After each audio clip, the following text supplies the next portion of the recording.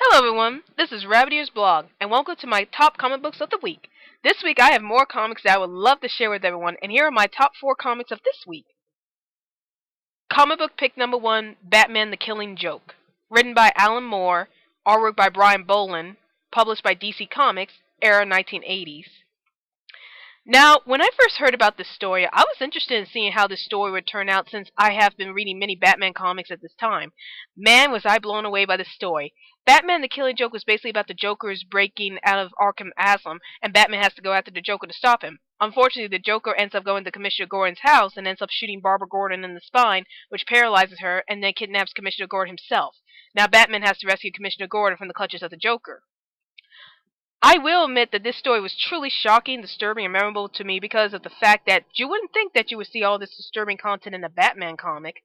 Alan Moore did a brilliant job of pushing the envelope for the usual Batman story by providing some of the most disturbing scenes to ever appear in comics, the shooting of Barbara Gordon and her being tortured afterwards. I also really enjoyed the backstory on the Joker, since it's rare that we really see a real detailed backstory on the Joker himself, and it clearly gave the story so much reverence in its storytelling. Batman's relationship with the Joker in the story is very well done, as both the Joker and Batman have lost people they care about but took different directions in their lives. Brian Boland's artwork is truly fantastic in the story as the characters look realistic and the colorings greatly brings out the intensity of the story, especially of the images of the Joker himself, as he has waving green hair, the iconic white pale face, and the sinister smile that made him one of the greatest villains to ever come out of any Batman comic. Comic book pick number 2, Lock and Key Head Games Volume 2. Written by Joe Hill, artwork by Gabriel Rodriguez, published by IDW Comics, era 2010s. I just can't get enough of Joe Hill's Lock and Key series, so I picked up the second volume of the series called Head Games, and this volume was just as good as the first volume, Welcome to Lovecraft. In this volume, an elderly teacher named Joe Ridgway is mysteriously murdered, and Zach Wells, a new mysterious student, happens to have a huge secret that would turn your head around. Meanwhile, the Locke kids find another key, a key that actually opens your head and allows anyone to see your innermost thoughts.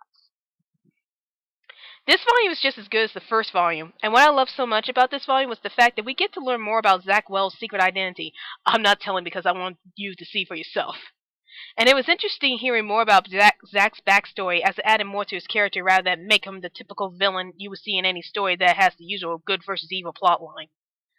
I also love the idea about the head key being able to open up people's heads and allow people to view that person's innermost thoughts. I especially love the scene of what Kenzie decides to do with the head key, for it clearly foreshadows the strong character she is going to be in the future volumes of the Lock and Key series.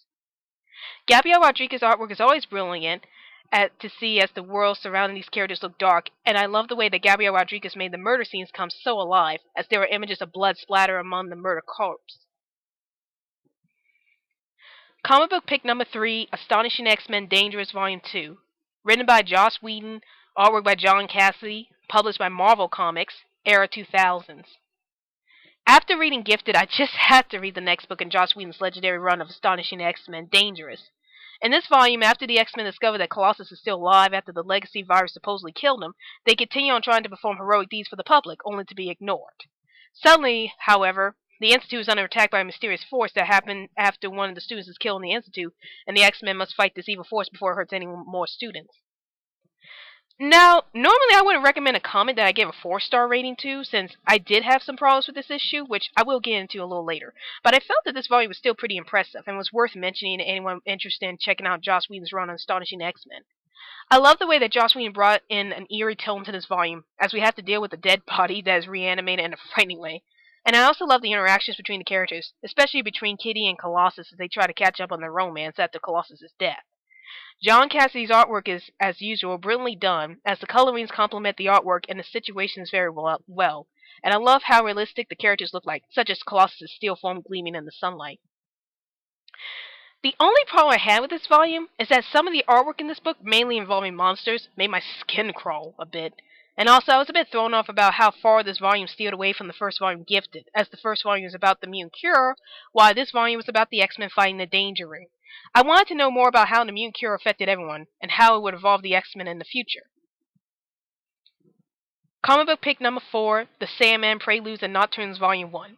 Written by Neil Gaiman, artwork by Sam Keith, Mike Dringenberg, and Malcolm Jones III. Published by Vertigo Comics, era 1980s. When I heard that Neil Gaiman had actually made a comic book series in the 1980s, I was actually surprised because before I read the Sandman series, I was reading into Neil Gaiman's children's books, and I loved his book Coraline, so I decided to give the Sandman series a chance. In this volume of the Sandman series, a man named Roderick Burgess wanted to stop death from happening around the world. So he accidentally kidnaps Dream, who is Death's younger brother, and ends up imprisoning him for many years. However, when the Dream is released, he wreaks his revenge on Roderick's son Alex, and goes out to find his three tools: a pouch of sand, the helm, and the ruby, so he can use them to rule his kingdom again. Wow, can I say that I was completely blown away by this volume? I never would have thought that Neil Gaiman can write such a legendary series in such vivid detail, and has enough intense scenes that would make anyone stay on the edge of their seats. I love the dark and surreal world that Neil Gaiman weaves in this story, as it gives this volume an extremely unique feel.